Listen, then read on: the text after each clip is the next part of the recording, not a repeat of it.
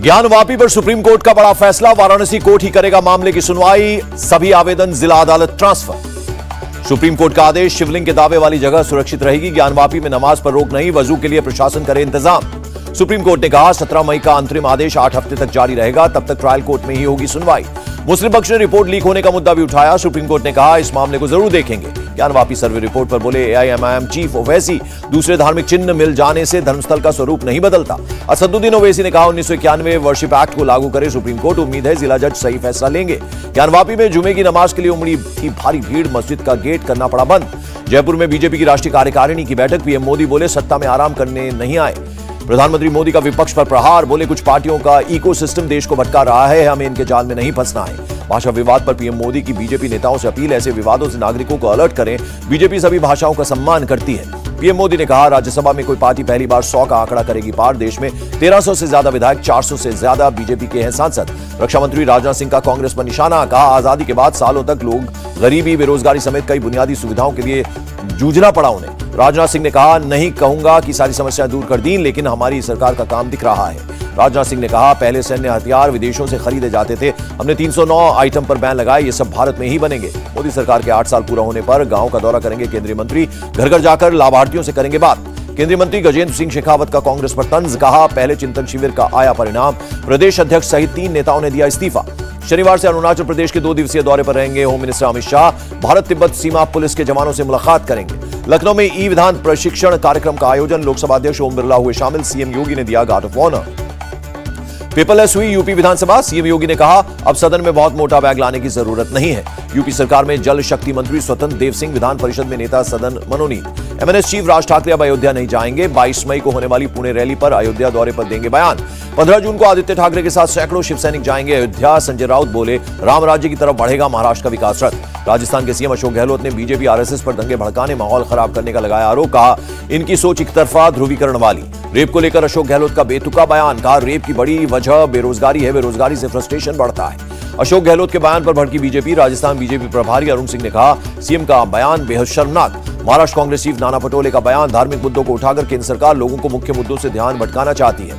मध्य प्रदेश में स्थानीय निकाय चुनाव में ओबीसी कोटे का मामला, केंद्रीय मंत्री ज्योतिरादित्य सिंधिया ने कहा मध्य प्रदेश सरकार ने वादा पूरा किया।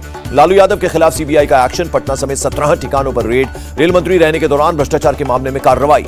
सीबीआई को रेलवे में नौकरी दिलाने के बदले जमीन लेने का शक, लालू के रेल मंत्री रहते कई की लगाई गई थी नौकरी।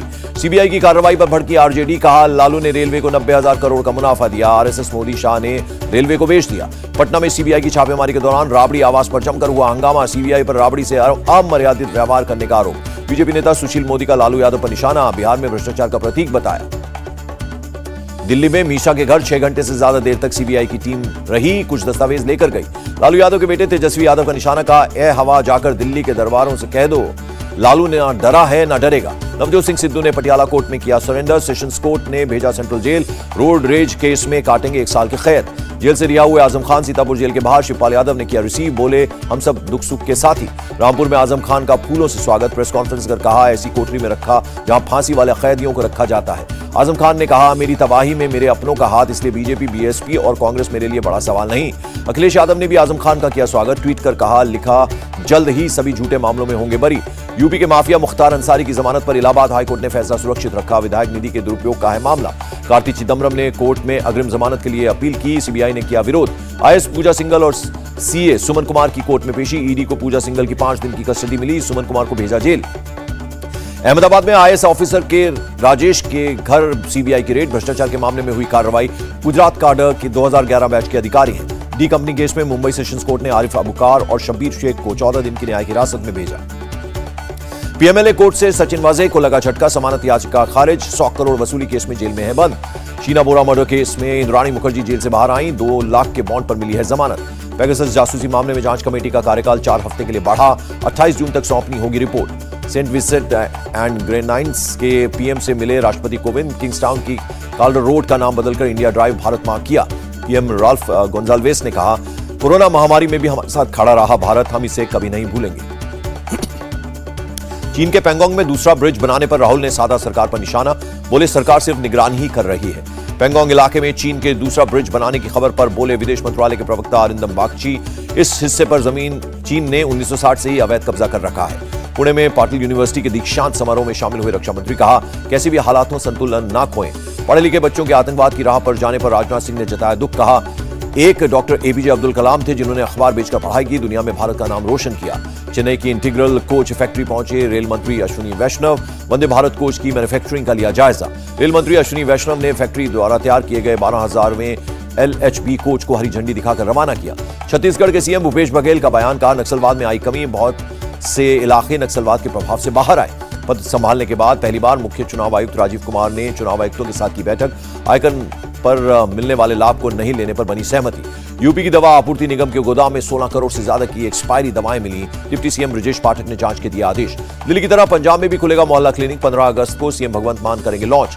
दिल्ली जल संकट पर बोले हरियाणा के सीएम मनोहर लाल खट्टर। कहा, पानी की कमी पूरा करना सिर्फ हमारा काम नहीं। मनोहर लाल खट्टर बोले, हरियाणा के लोगों को प्यासा मारकर दिल्ली को पानी देना न्याय नहीं है। कुपवाड़ा के तंगधार में घुसपैठ की कोशिश नाकाम। सुरक्षा बलों ने एक आतंकी को किया ढेर। टारगेट किलिंग पर एनसी नेता उमर अब्दुल्ला ने केंद्र को घेरा। कहा गया था 370 हटने के बाद हालात सुधरेंगे, लेकिन आतंकवाद फिर से जिंदा हो गया है। डीजीपी जम्मू कश्मीर दिलबाग सिंह ने बारामूला जिले का दौरा किया। जवानों और अधिकारियों से की बातचीत। कोलकाता में ममता सरकार के खिलाफ बीजेपी का प्रदर्शन। एसएससी घोटाले के खिलाफ सड़क पर उतरे लोग। आईएएस अश्विनी कुमार होंगे दिल्ली एमसीडी के स्पेशल ऑफिसर। ज्ञानेश भारती होंगे एमसीडी कमिश्नर। दिल्ली में झंडेवालान साइकिल मार्केट में जबरदस्त आग लगी। दमकल की 27 गाड़ियों ने आग पर पाया काबू। दिल्ली में remote control based fire fighters बुझाएंगे आग। दिल्ली सरकार ने खरीदी मशीनें। केजरीवाल सरकार ने बढ़ाया मजदूरों का न्यूनतम वेतन। नई दरें 1 अप्रैल से होंगी लागू। दिल्ली के पानम नगर में एक शख्स की चाकू मारकर हत्या। शराब विवाद में रिश्तेदार ने ही अपने रिश्तेदार की हत्या। ग्रेटर नोएडा में गौड़ सिटी के 14 एवेन्यू का मामला। 22वीं मंजिल से कूदकर कपल ने दी जान।